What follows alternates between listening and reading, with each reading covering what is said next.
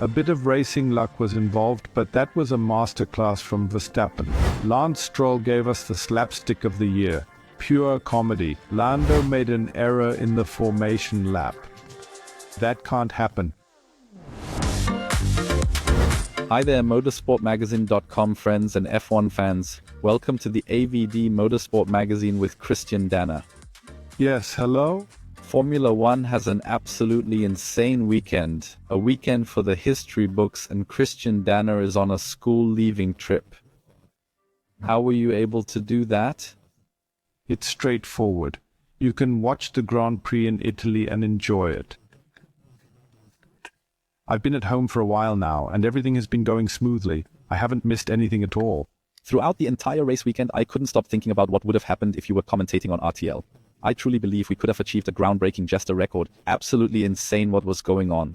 Have you ever experienced a race like that or a weekend like this? Yes, these weekends don't happen quite often, but of course whenever the weather is a bit special, things always happen that you didn't expect beforehand. And that was particularly the case in Sao Paulo. The driver heroes, as the main characters, had both positive and negative impacts on the race. Their role was significant regardless of the outcome. That creates even more anticipation. This is the process by which such races are formed. Ultimately, it exemplifies the liveliness of Formula One, revealing its vibrant nature. You could see how alive it was every lap. There was always something enjoyable going on. And one of them didn't let himself get rattled at all, at least in the Grand Prix, but he did in qualifying. Max Verstappen only qualified 12th, then got a penalty, starting from 17th. Despite the heavy rain in Sao Paulo, he managed to secure a victory. It's astonishing when you consider that his last win was all the way back in June during the Spanish Grand Prix. Afterward, Lando Norris remarked that it was more luck than skill. Now let's examine Max Verstappen's performance in detail. But first, let's focus on the point Lando Norris made, which is the rule that allows tire changes during a race interruption. Do you have a better answer for this? No, there isn't a better solution. First, we shouldn't complain about it. It is what it is, and it can't be altered. What would be the better solution? Then we'd have to discuss whether the tire is damaged or not. The determination has been made, and that is how it shall remain unaltered. But regarding Lando Norris and his statements, Max only won because of good fortune. Yes, that sounds a bit desperate and is certainly not compatible with reality. Yes, he did have some luck. Thanks to the safety car, I would say it was a combination of several factors that took place. Initially, a virtual safety car was called because of the Hülkenberg incident on the curb. Then the virtual safety car was removed, and it was green again. Then it began to rain again. Or rain harder, the race control said. Now it is getting too critical, and it has transformed the race into an actual safety car scenario. On that occasion, Mr. Colapinto destroyed his car, and then it became a safety car situation. A red flag. And the way there has a bit to do with luck, because the safety car was indeed a safety car, which I would say, taking into account the issue of safety, it can be argued that the Colapinto accident demonstrated the importance of having a safety car.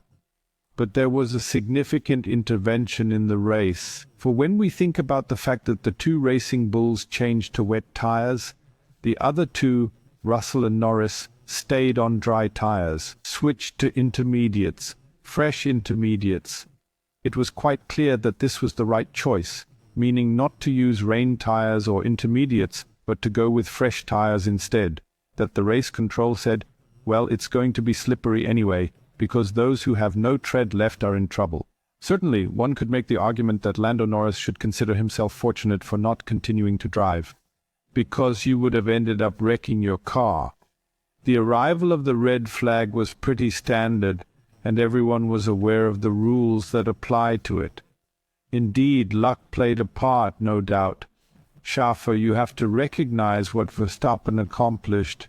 That was a masterclass performance. There were no braking mistakes, no skids, no errors. He made no mistakes at all. Every pass was executed perfectly. The pace was on point.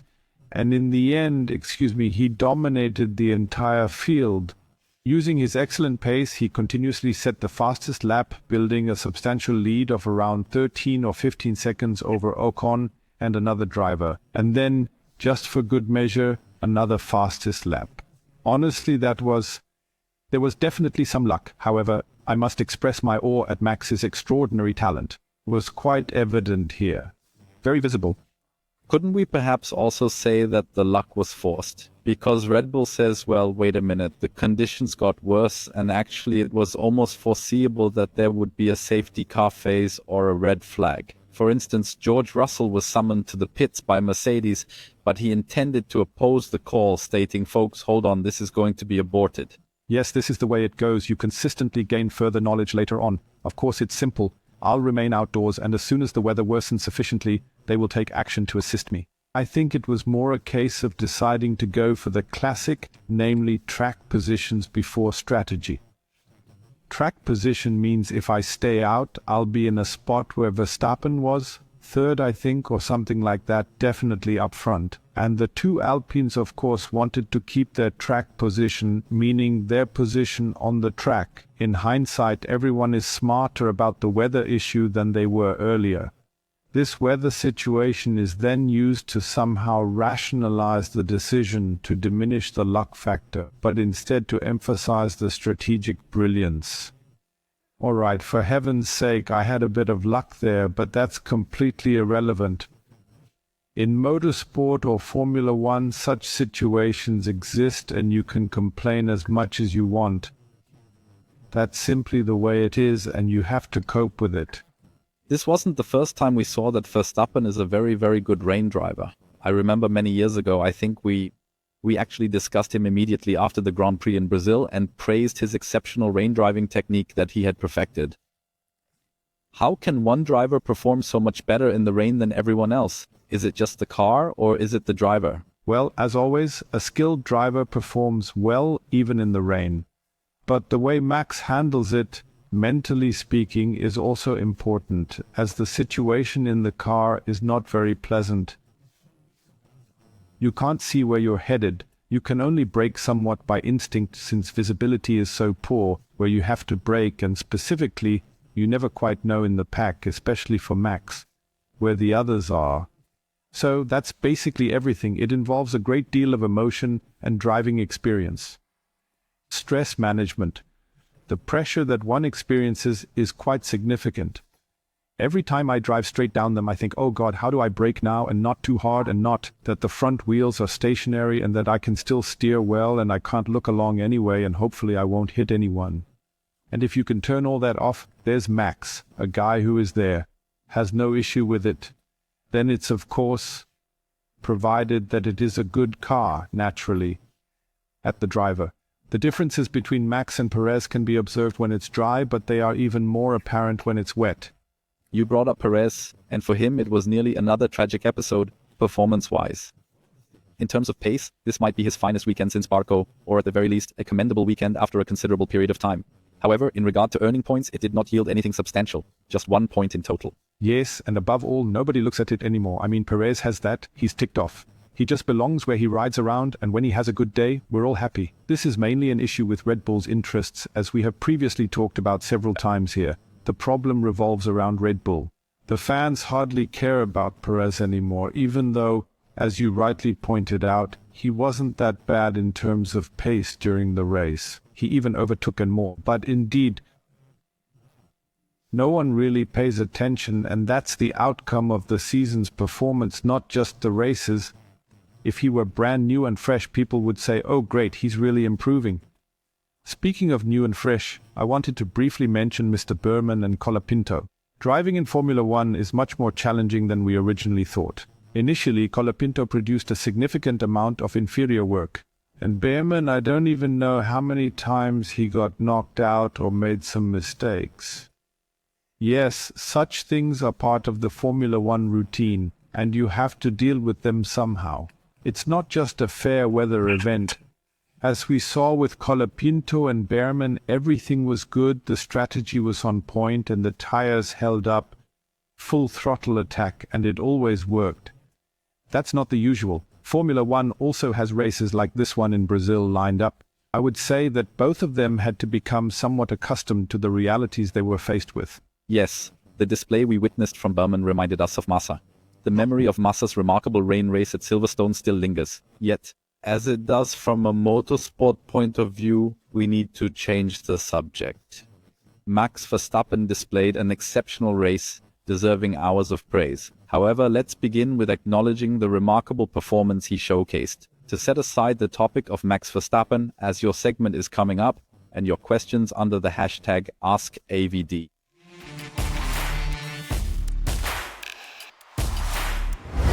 Yes, Christian, we're moving from one extreme to the other, now heading towards Aston Martin, and we start with Lance Stroll. Our viewer RB, oh, you suspect something bad. Our viewer RB, LB3 up. He writes, is it possible that Lance Stroll simply didn't want to race this Grand Prix today?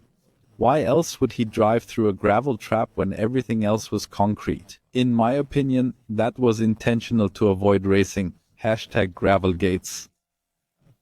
That's quite an interesting theory. I don't believe it's necessary to take it to such extremes. However, the foolishness surrounding the assumption that he had true intentions to begin with. He intended to start. You are not obligated to complete a race on a gravel track. You can announce in advance, for any reason, that you will not be participating. However, it would of course be a nice excuse. Unfortunately, I ended up in the gravel. But if I was there, it seemed like he drove in there deliberately. Our viewer is correct. I believe it was a combination of carelessness, foolishness, and apathy.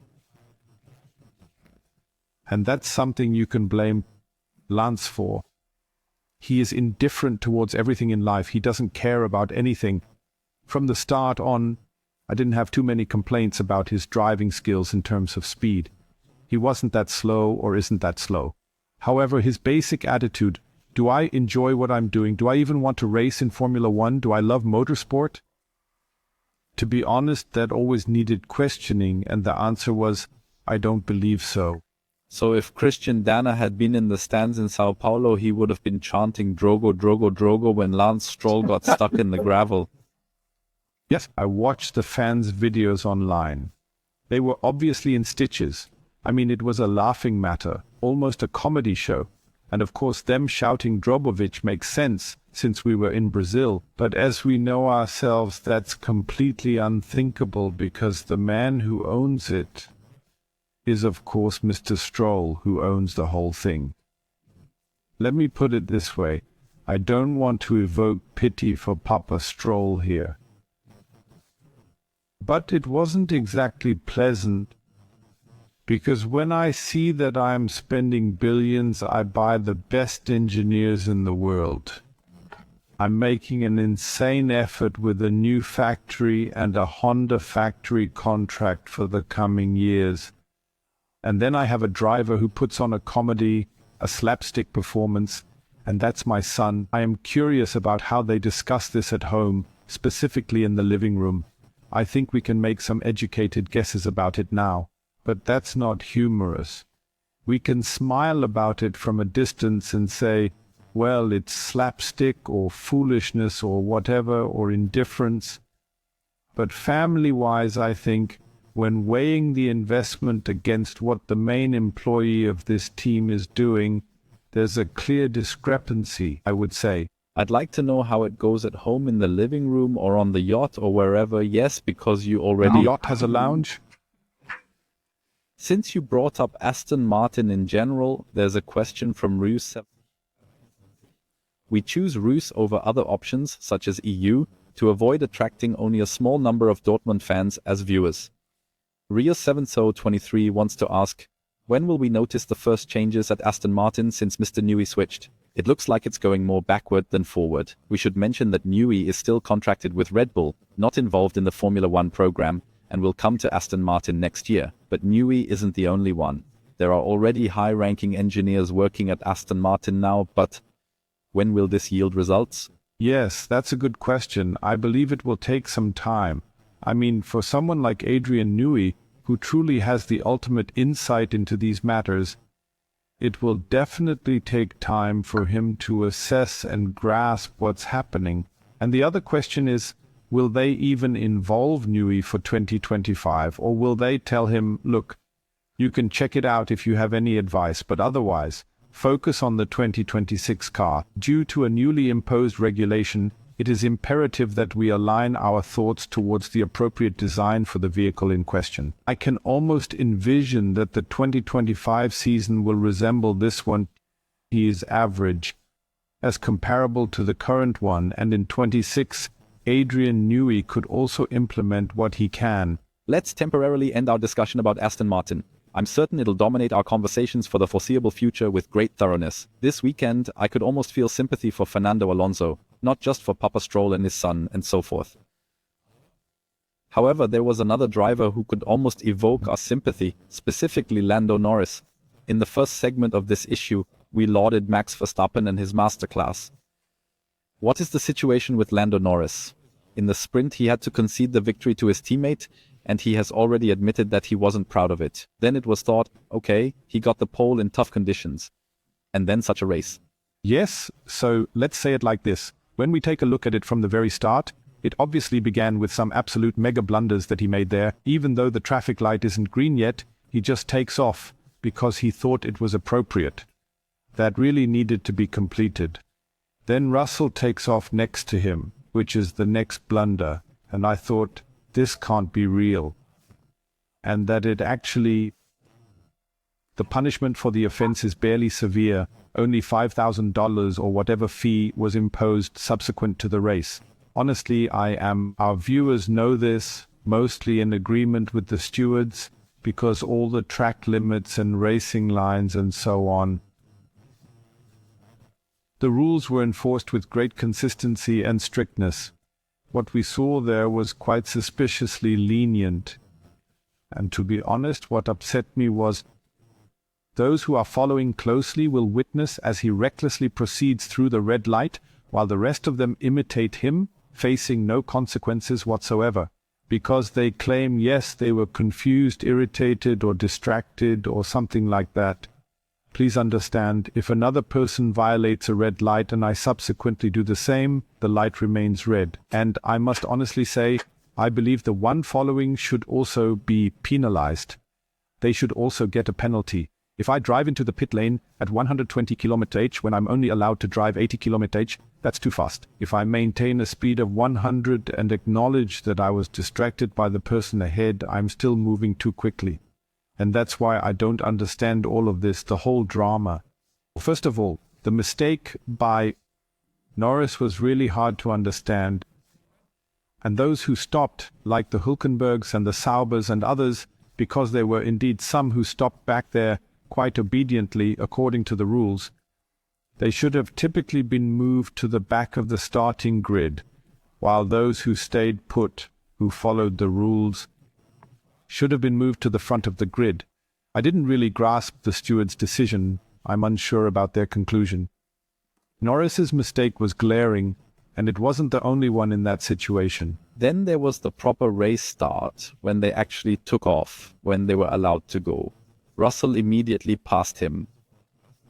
In my opinion, the incident was still within the realms of normality. It wasn't a significant error, although it does align with Lando Norris' season. If there's an opportunity to fail, he will discover various strategies and methods. However, he deviated from the right path twice more, managed to catch up to Russell's position temporarily, but eventually lost it once again. Later, when the safety car restarted the race, he slipped down 2 positions. That wasn't a great performance from him. No, that if you have ambitions to become a world champion, you must not tolerate these imperfections. You can always say with the braking, yes, maybe the brakes were too cool or something. Technically, at least theoretically, you can give him an excuse. But if I'm constantly slowing down in a race, in a duel, or if I have to go wide every now and then on my own, then I'm doing something wrong. Then something's not right. And that's why I must honestly say losing the start. No, I don't see it as easygoing as you do. Especially in a rainy race, that's hell. If you're in front, you have a clear view and a smooth ride, all is well. And as the second, you're just lagging behind badly. Then all of these, yes, I'll say, careless mistakes, let's put it that way, that can't happen. If I'm racing for the championship, I need to have my wits about me and also deal with such conditions somehow. We can wait to see if Stella has another brake explanation. But I read something that might explain why the wheel stopped because, yes then, that doesn't help. It's still the driver who brakes and he must adjust the brake balance or do something else. So that doesn't really count for me. For me, he has already shown that he has significant weaknesses, and they were clearly visible in those little things. If we might not fully agree on the race start, I believe on another matter. In math, we are relatively in agreement. Max Verstappen has secured major points in the championship. This morning after qualifying, things looked quite different. The pedal was already leaning a bit towards Norris. Now he has a 62-point lead, 3 races to go. He could theoretically become champion in Las Vegas. That will be difficult for Norris, likely impossible, but let's glance into the future. Assuming nothing else happens, do you believe this has left a lasting impact on him? I sincerely hope that it has. Zach Brown and Andrea Stella aren't looking, or we could get in trouble if we suggest anything about his thoughts. But does this impact a professional athlete significantly? I'd prefer to put it the other way around. Success cures all wounds. Failure makes the wounds bigger, so if I have a good race now, all the failures are forgotten and I'll say my mistakes, aren't really discussed psychologically anymore. Coping with mistakes, yes, you learn through errors. However, he has to do that himself. I don't think he's completely shaken coming out of this battle. Lando Norris isn't completely clueless. He has realized who he's racing against, and not just in Brazil. During his time in Brazil, he came to the realization that his pace was lacking compared to Piastri, who was actually slightly faster than him. That he made errors. And I think the team can assist by informing him now that the error might be, for instance, neglecting to make an additional adjustment to the brake balance towards the rear, or anything else along those lines, to do something similar. He can recognize his mistake, admit his foolishness, and still take action. He will not let it slip from his memory, but rather use it as a lesson for the future. We will strive to do better next time. However, if it's simply because he braked too late, then I will argue that he wasn't concentrating adequately enough, which is extremely critical in a wet race. The mental strain in a wet race is significantly greater than in a dry race, because you're constantly teetering on this razor's edge. And he has to come to terms with that himself. However, I don't think we've damaged him completely for the future. At least I'm still optimistic, and we have previously discussed the mentioned topic. Sports psychology, mental trainers, and all that. You always have to find the right balance between analyzing your own problems. What did I do right and what did I do wrong? So you can fix them. One of the great strengths of Niki Lauda, for example, with whom I discussed this topic in detail. And on the other hand, was there a technical issue? Did I misalign something? Did we make a team error? So I think there are enough routes to keep our Lando on the straight and narrow, so that he doesn't somehow slip into a depressive phase. I don't think so, no. To perhaps conclude the topic, we've already shed some light on the team's internal dynamics this season, as he has a super talent at his side in Oscar Piastri. Now there were even team orders. Piastri gifted him the win in the sprint. If he had accomplished something this year, it would have significantly aided his quest for securing the top position within the team. However, now he faces increased challenges in achieving his goal. He hasn't done that, but he has already shown Piastri, wait a minute, there's still someone else. Yes, that's a... The challenge is for next year, not this year. This year the man who can still race for the title is Norris, and that's why no matter how quick Piastri is, he will always act very respectfully, to react or respond. I can't emphasize enough the importance of self-confidence. I gladly affirm once again the great impact it has on me.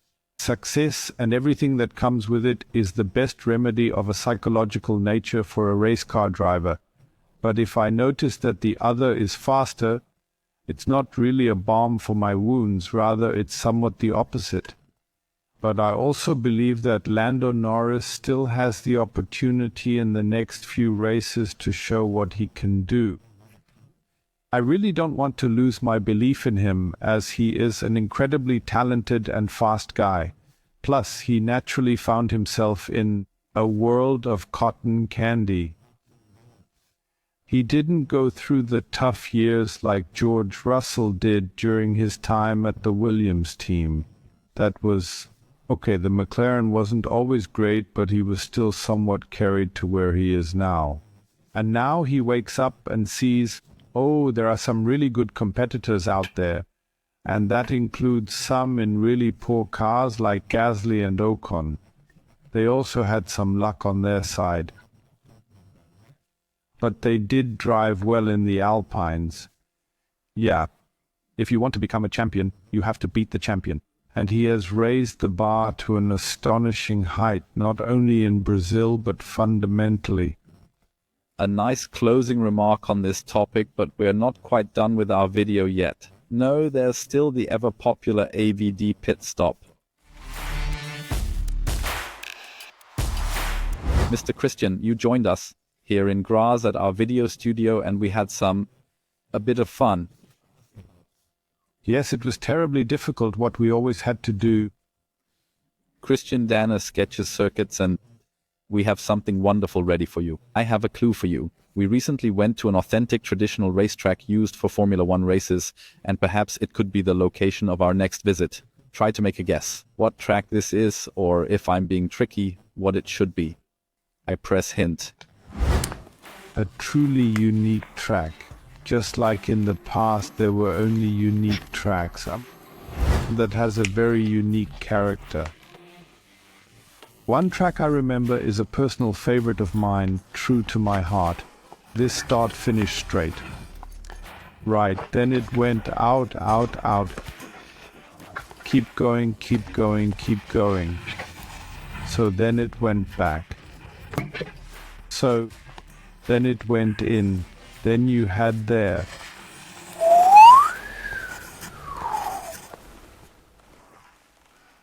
What is that? That was fantastic. Yes, that was definitely the old Hockenheimring variant. It was also one of my favorite tracks because it had a very distinct character. Everything was just a bit unique. And that's the reason why, despite the difficulty in identification, I put forth my utmost effort to remember it with utmost precision and accuracy. Do you still feel nostalgic for the old Hockenheimring? When you're at the track, do you think, wow, what a track it used to be?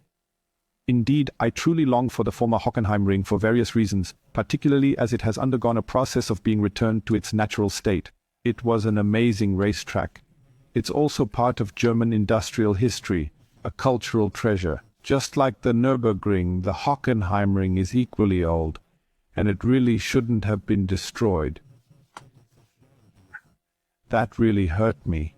I drove the track with and without chicanes, with the east curve and chicane. I drove that thing in all its variations, thank God, and I loved it because it was something very special. From the woods back into the stadium, and from the stadium back into the woods and so forth, that was amazing. But, you know, that means it wouldn't have been contemporary anymore. So let's leave it at that. We can't change it anyway, but yes, I do miss the old Hockenheim. It's no longer contemporary, but the next Formula One race will take place in Las Vegas. In terms of the track layout, it bears some resemblance to that of Hockenheim. It has a high-speed nature combined with a few slower sections. But it pains me to say that, I confess. Yeah. Vegas is definitely a whole different ballgame. I mean, it's a track where crazy speeds are achieved and it can get quite intense. Even though it's a street circuit, you can drive with relatively little runoff. So we'll see how everything develops there. I'm keeping my fingers crossed that the placement of manhole covers is steadfast, ensuring that the previous occurrences of extensive disorder caused by multiple delays will not be repeated, that it won't occur this time, and then we're excited for a nice Vegas Grand Prix, which will also show on RTL. Even if it's at 7 in the morning, we are here. And we are sorry, we will apologize. Your task is to count the yes sauce. I'm curious how many opportunities there will be for you to comment like that. We're already looking forward to it, even though we have a little break until then. But you'll never be bored with us. Thank you so much, Christian, for taking the time again. Thank you, and thanks to all of you as well. Regardless of the topic, if you have any other questions for me, then hashtag AskAvD Associations.